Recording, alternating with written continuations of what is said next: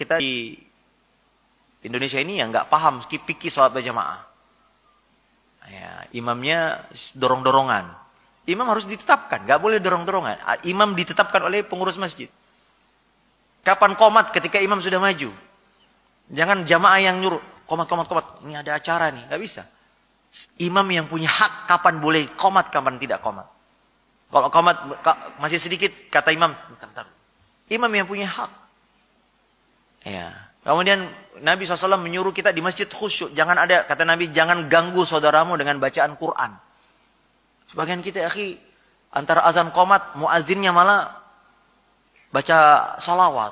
Kita mau sholat sunat terus gimana? Jadi saya memahami ada sebagian orang nggak nyaman itu. Karena pelaksanaan sholat berjamaah belum sesuai dengan syariat Islam. Belum lagi kadang-kadang 1 jam sebelum azan, mikrofon udah ngaji, Pak. Ya, jam 4 subuh udah ngaji tuh. Gimana orang mau sholat tahajud di rumah? Ya, kemudian habis subuh ngaji lagi, Pak, mikrofon. Yang boleh keluar dari masjid apa saja sih, Pak? Kata ulama hanya azan dan qomat. Qomat pun diperselisihkan. Azan saja yang boleh keluar. Qomat, sebagian ulama berbeda pendapat. Ini qomat untuk siapa? Untuk yang di luar masjid atau yang di dalam masjid? Dalam masjid. Karena mereka yang berkepentingan ini udah mau qomat. Ada pun yang di luar masjid udah percuma. Ya kan? Tapi di Indonesia 1 jam sebelumnya. Sesudah sholat, mikrofon juga. Banyak orang merasa terganggu. Maka saya paham banyak orang lebih nyaman sholat di rumah. Kenapa? Karena pelaksanaan sholat berjamaah belum sesuai dengan... Saya pernah ketemu Pak, supir Grab, supir online. Orang non-muslim. Dia bilang, Pak Ustadz, mungkin karena saya dijemput di masjid. Menurut kami Islam ini agama berisik, Pak.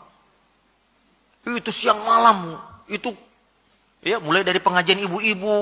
Sampai kapan kita istirahat? Katanya. Apa harus selalu teriak-teriak katanya.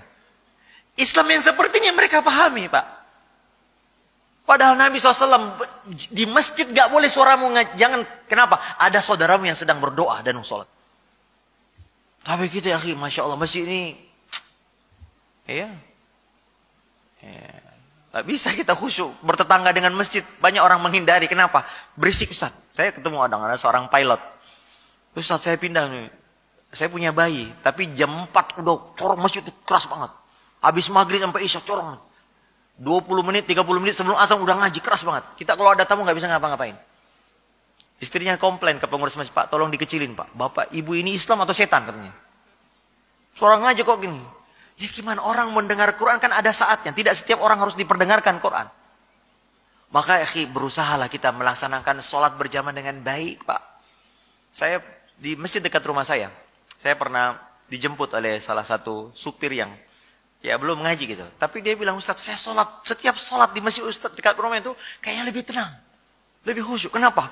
Orang habis sholat, habis azan, tenang. Semuanya sibuk berdoa masing-masing. Gak ada yang ngobrol. Terus sholatnya rapat, nyaman. Bacaan imamnya, Masya Allah, kayak Ustaz kita tadi, enak, nikmat. Gak terlalu lama, juga gak terlalu cepat. Nah yang begini, itu fitrahnya orang awam nih. Orang awam dia, Pak, supir. Nah ini ada orang sholatnya cepat, Pak. Kadang-kadang kita, Pak, sholat berjamaah cepat. Tapi zikirnya lama. Doanya panjang. Ini salah kaprah. Harusnya ketika sholatlah kita sungguh-sungguh berdoa. Adapun selesai sholat ya silakan ya. Ada yang mau mungkin punya hajat mau pulang. Tapi kadang-kadang kita nggak enak pulang. Karena imamnya zikir. Dianggap kalau pulang dianggap, wah ini orang munafik nih. Orang belum selesai. Padahal kita mengikuti imam hanya selesai setelah salam saja. Pas setelah itu silakan. Walaupun yang abdal kita bertiga, tapi kalau ada hajat, ada tamu, ada apa, silakan tinggalkan.